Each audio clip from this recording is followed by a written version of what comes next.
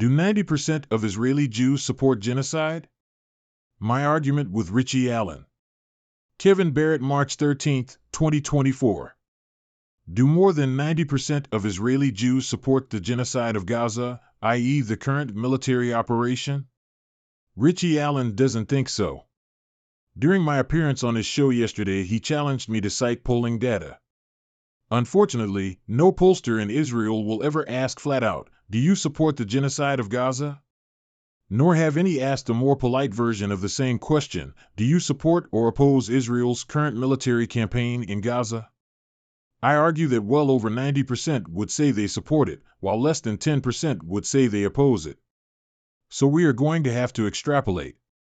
Fortunately, though unfortunately for the Palestinians, this is an easy extrapolation. Times What Do Israelis Think of the War with Hamas includes the following paragraph. Poll results were also hawkish when it came to the use of force in Gaza. 57.5% of Israeli Jews said that they believed the Israel Defense Forces, IDF, were using too little firepower in Gaza. 36.6% said the IDF was using an appropriate amount of firepower, while just 1.8% said they believed the IDF was using too much firepower, while 4.2% said they weren't sure. Let me repeat that.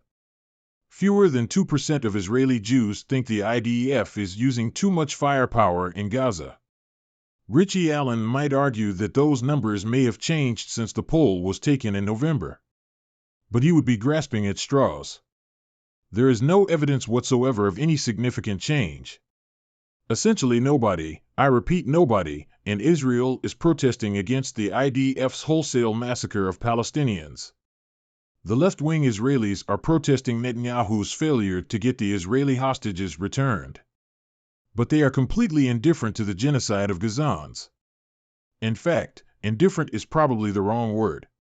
To the extent that any Israeli Jews are saying anything about Palestinian suffering and death, they are wildly celebrating it. This poll wasn't an outlier.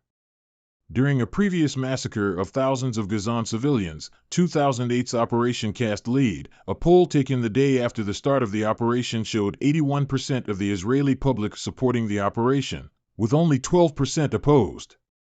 Since 20% of Israel's population are non-Jewish Arabs who disproportionately opposed the massacre, that means that virtually the entire Israeli Jewish population supported it.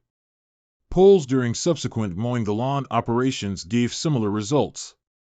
So if fewer than 2% of Israeli Jews think the IDF is using too much firepower in Gaza, does that mean that Israeli Jews, as a group, are raving genocidal lunatics that need to be dealt with in the same way that mad dogs are dealt with? That comparison is unfair to mad dogs. It is also unfair to some of the 140,000 or fewer Jewish Israelis, out of a total population of around 7 million, who, by way of thinking that Israel is using too much firepower, may actually oppose the genocide that is being perpetrated in their name. God bless that minuscule minority of non-genocidal Israelis.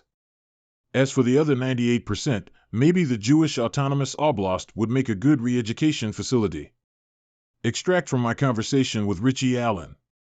Going back to the days I was on radio in Spain, it is morally and it is wrong on every level to take hostages, regardless of who you are. We know what the IDF and the Israeli police have done to the people of Gaza for decades and decades, reprehensible things, disgusting things, crimes against humanity. But two wrongs don't make a right. And keeping people for months, in terror, because they must be terrified, the hostages. And never knowing when they're going to go home. That's wrong, Kevin. And I can't support that. I support the people of Palestine and their rights to their land, the right of return, all of that, pre-67. I know my history. I know Israel should not exist. Not legally. It has no legal basis, of course. It has no legitimacy in law internationally. But don't keep hostages. Don't do that. It's terribly wrong. I hear what you're saying, that it's leverage, but you're describing human beings with loves, with families, with cares, with ambitions. You're describing them as leverage.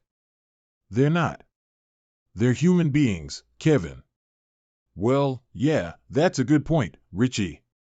But remember that Israel is holding 10,000 Palestinians hostages and it systematically practices torture on them and sexual abuse.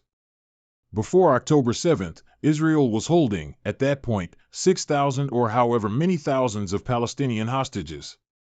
Now it's 10,000. So, if the Palestinians try to grab a few hundred hostages in order to get their own 10,000 plus hostages released, it's true that in war, people have to do terrible things. And so the onus is on whoever starts the war. In this case, it was these genocidal lunatics who crossed the seas because they believed that their God gave them this land thousands of years ago. They have a many thousand-year-old real estate deed, and it has apparently no statute of limitations on it. So they have the right to come over and massacre and expel the people who live there.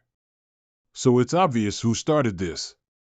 And when a war is started, when they attack you, when somebody commits that gross of an evil, you have the right to fight back.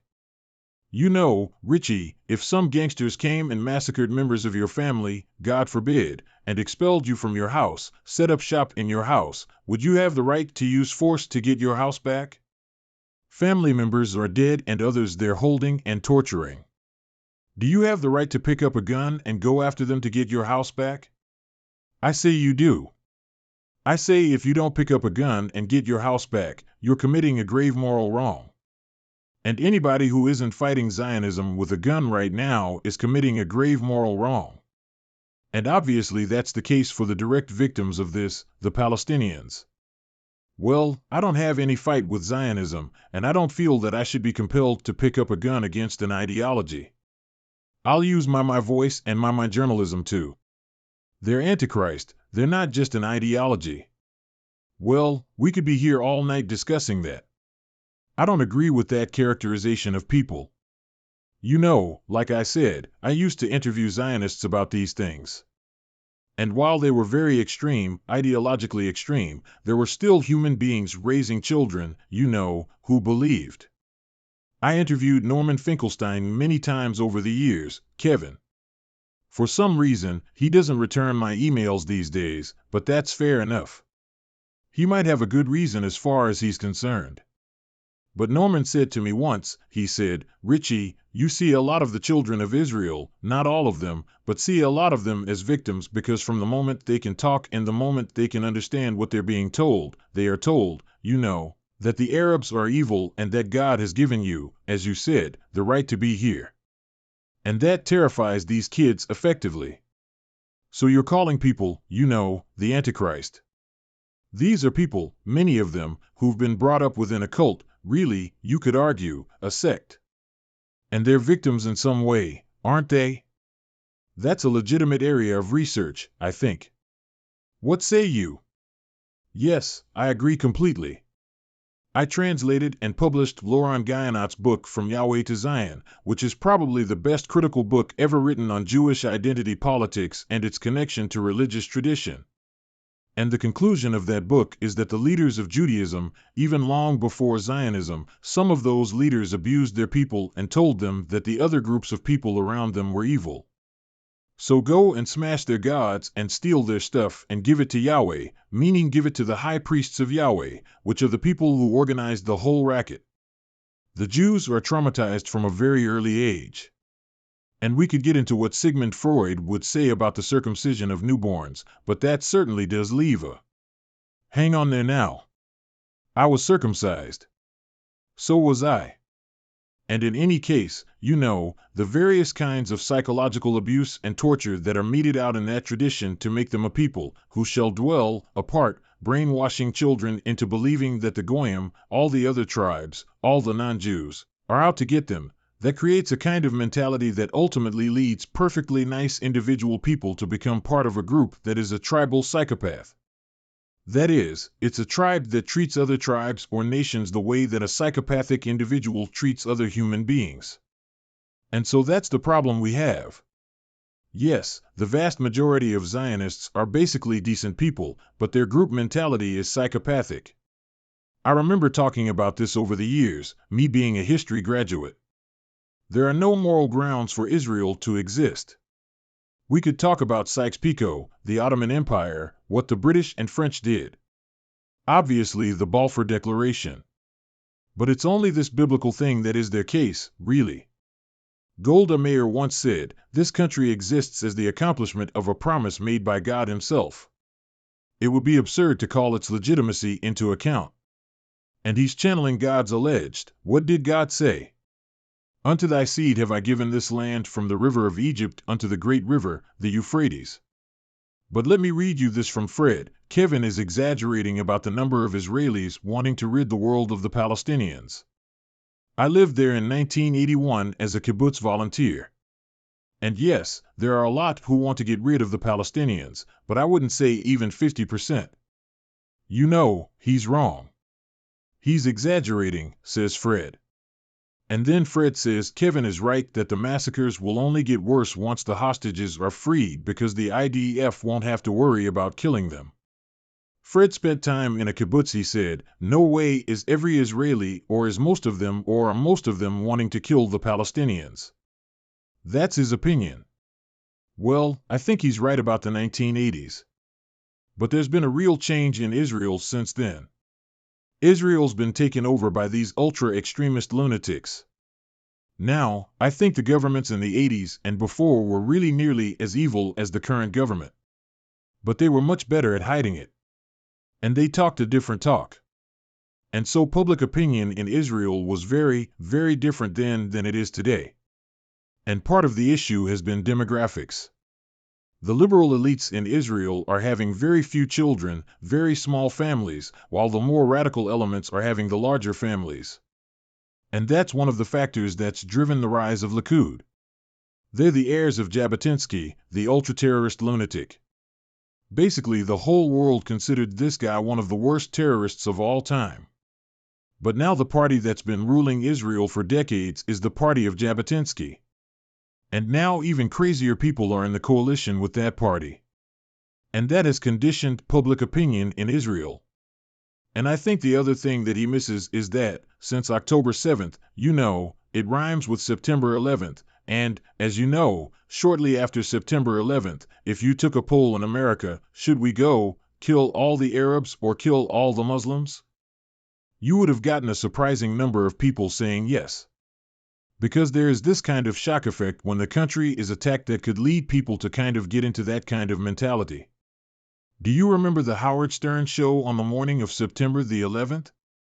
I remember it well. I was working in radio in Waterford in Ireland, and some of the lads who worked there were fond of Stern. So they would get in the mail, they would receive tapes of Stern shows, because the internet wasn't such a big thing. You couldn't download radio. So about a week or so after we got the tapes from Stern's show, Stern was basically advocating going in and wiping everybody out on the day. So you're right. It does tend to stimulate that sort of talk. Yeah, let's kill them all. You're right, Kevin. I'll give you that. Yeah. Okay. And the current government has encouraged that and stoked it and kept it at that kind of level. So I do think that Fred really should take a look at the polls. I'll find some and send them to you, Richie. And I will eat my proverbial hat if fewer than 90% of Israeli Jews don't support this genocide and if the majority don't want to make it worse. I'm not being stubborn when I say I don't believe it. I'm not calling you a liar. I know you're not a liar. I've known you for years. When you claim that you've seen or read something, you've never left me down. So I'm not calling you a liar. I do not believe in their hearts that they want to get rid of the Palestinians. Not so many of them. I'd be a fool to think that none of them do. I think they obviously do. But look, I won't. I'll give you the final word on that.